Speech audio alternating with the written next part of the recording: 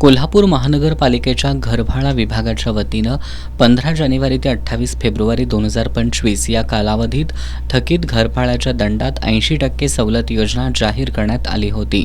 या योजनेला नागरिकांचा उत्स्फूर्त प्रतिसाद मिळाला। शेवटच्या दिवसापर्यंत 12,000हून अधिक मिळकतधारकांनी या योजनेचा फायदा घेतला। यातून एकूण 19,76 लाख इतकी थकीत रक्कम महापालिकेकडे जमा झाली। 80% सवलतीनंतर आता 1 मार्च ते 31 मार्च दरम्यान 50% सवलत योजना राबवण्यात येणार आहे। याचा लाभ घ्यावा असं आवाहन महापालिकेचे कर निर्धारक आणि संग्राहक सुधाकर चल्लावाड यांनी केलंय। 31 मार्च नंतरही थकीत घरभाडा न भरणाऱ्या मिळकतीवर बोजा नोंद करणे, मिळकत सील करणे अशी सक्त कारवाई करण्यात येणार असल्याचं त्यांनी सांगितलं। नमस्कार, मी सुधाकर चल्लावाड, कर निर्धारक व संग्राहक, कोल्हापूर महानगरपालिका।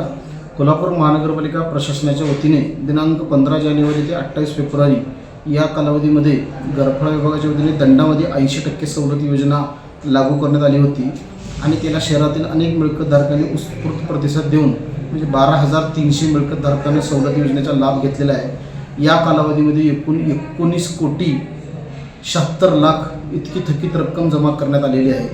तसेच 1 मार्च ते 31 मार्च या कालावधीमध्ये दंडामध्ये 50% सवलत योजना चालू राहणार आहे।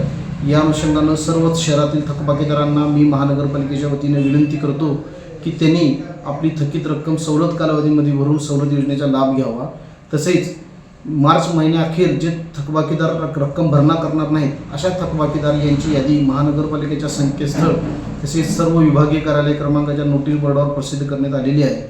जे मिळकतधारक सवलत योजनेची सवलत देऊनही लाभ घेणार नाहीत अशा मिळकतधारकांच्या मिळकतीवर बोजा नोंद करणे, सील करणे यासारखी सक्त कारवाई करण्याचं महानगरपालिका प्रशासनाने ठरवलेलं आहे।